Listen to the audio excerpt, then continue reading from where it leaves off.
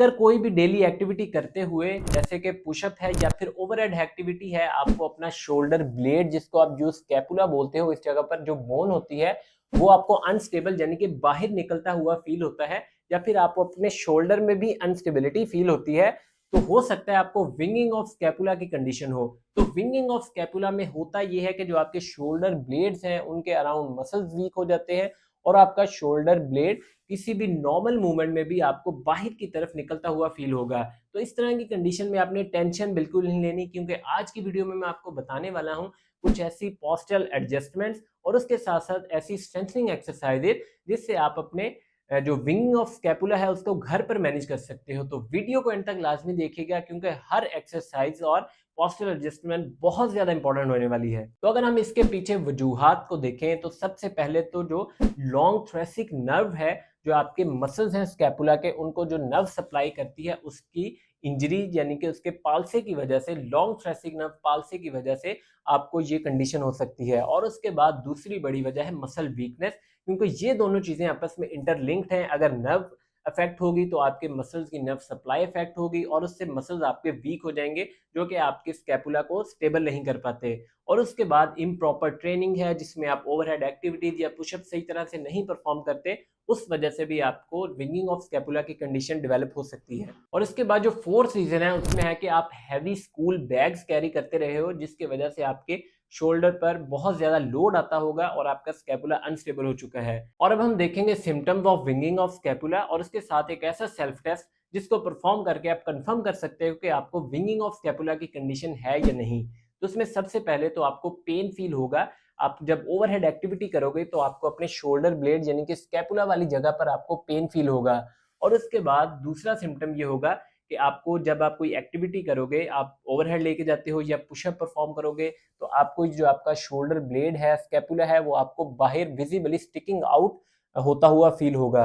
और उसके बाद आपको अपने जो ग्रिप है उसमें वीकनेस आएगी और आपको अपनी पुशिंग मूवमेंट्स में भी वीकनेस फील हो सकती है। और सिम्टम्स के बाद एक ऐसा सेल्फ टेस्ट जिसमें आप वॉल के अगेंस्ट जब पुशअप परफॉर्म करोगे तो आपको अपना जो शोल्डर ब्लेड है वो बाहर आता हुआ दूसरे से ज्यादा फील होगा। तो अगर आपका ये टेस्ट पॉजिटिव है तो आप विंगिंग ऑफ स्कैपुला से सफर कर रहे हो।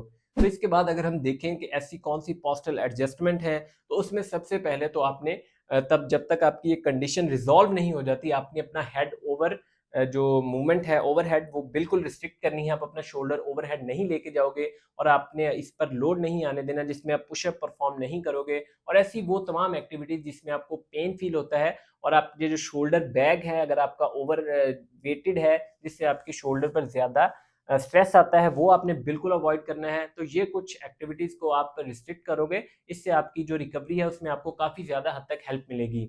और उसके बाद अगर हम इसकी सबसे इंपॉर्टेंट पार्ट जिसमें हम इसकी रिहेबिलिटेशन और ट्रीटमेंट देखेंगे, तो उसमें सबसे पहले जो एक्सरसाइज हम परफॉर्म करेंगे वो है आपका डायनेमिक हग एक्सरसाइज। तो डायनेमिक हग एक्सरसाइज आप विद रेजिस्टेंस बैंड परफॉर्म करोगे, जिसमें आप एक इस तरह का बैंड लेकर यूं पीछे से उसको टाई करोगे और फिर उसको लाइक दिस, ये आगे की तरफ लाइक दिस आप इसको होल्ड करोगे और फिर यूं बैक, फिर दोबारा से आप इसको होल्ड करोगे और फिर वापस। तो इस एक्सरसाइज के आपने 10 सेकेंड्स होल्ड के साथ आपने एटलीस्ट 10 to 12 रेपिटेशंस डेली दिन में 2 दफा परफॉर्म करने हैं। और उसके बाद हमारी दूसरी एक्सरसाइज होगी, आपने वॉल एंगल्स जो हैं इस तरह से आप प्लेस करोगे, जैसा कि आप वीडियो में देख रहे हो। वॉल के अगेंस्ट आपने अपनी बैक को रेस्ट देना है और इस तरह से प्लेस करके आप यूं ऊपर पहले मूव करोगे और फिर नीचे की तरफ। लेकिन आपने इसमें कॉन्सेंट्रेट ये करना है कि जो आपका कंट्रोल है वो स्कैपुला पर मैक्सिमाइज होना चाहिए, ना कि आप अनकंट्रोल्ड मूवमेंट परफॉर्म करो। और उसके बाद आपने क्वाड्रप्ट पोजीशन, जो हमारी थर्ड एक्सरसाइज है, क्वाड्रप्ट पोजीशन, जिसमें आप कैट वाली पोजीशन में आकर लाइक दिस, इस पोजीशन में पहले यूं नीचे की तरफ जाओगे और फिर आपने इसी पोजीशन में ऊपर की तरफ आना है और इस पोजीशन को भी होल्ड करके रखना है 10 सेकेंड्स। देन अगेन आप नीचे की तरफ जाओगे और फिर वापस। और इसके बाद जो हमारी फोर्थ एक्सरसाइज होगी उसमें आपने उल्टा लेटकर प्रॉन लाइन में लाइक दिस, ये हाथ पीछे बांधने हैं और अपने दोनों एल्बोज हैं उनको ऊपर की तरफ लिफ्ट करना है और जो शोल्डर ब्लेड्स हैं उनके दरमियान में ये जो स्पेस है इसको स्क्वीज करने की कोशिश करनी है लाइक दिस। इसके भी आपने 10 सेकेंड्स होल्ड के साथ 10 रेपिटेशंस रोजाना परफॉर्म करने हैं, दिन में 2 दफ़ा। और इसके बाद आप प्रोन लाइन में ही इसी तरह उल्टा लेटे हुए ही अपनी जो प्रोन टी वाली पोजीशन है, लाइक दिस, दोनों हाथ आप सीधे करोगे और थंब पॉइंटिंग अपवर्ड्स, और इस पोजीशन को भी आप होल्ड करोगे 10 सेकेंड्स के लिए। और इसके आपने 15 to 20 रेपिटेशंस दिन में 2 दफ़ा परफॉर्म करने हैं विद 10 सेकेंड्स होल्ड। इसमें भी आपका कंसंट्रेशन ये होनी चाहिए कि आपका ये जो शोल्डर ब्लेड्स हैं वो आपस में स्क्वीज हो, कॉन्ट्रैक्टेड हो। और इसके बाद लास्ट एक्सरसाइज हमारी होगी, आपने प्रोन पोजीशन में वाई जो एक्सरसाइज बोलते हैं, प्रोन वाइज, वो परफॉर्म करनी है लाइक दिस, और आपने ऊपर की तरफ लिफ्ट करके रखना है और इस पोजीशन को भी आप होल्ड करोगे 10 सेकेंड्स के लिए लाइक दिस।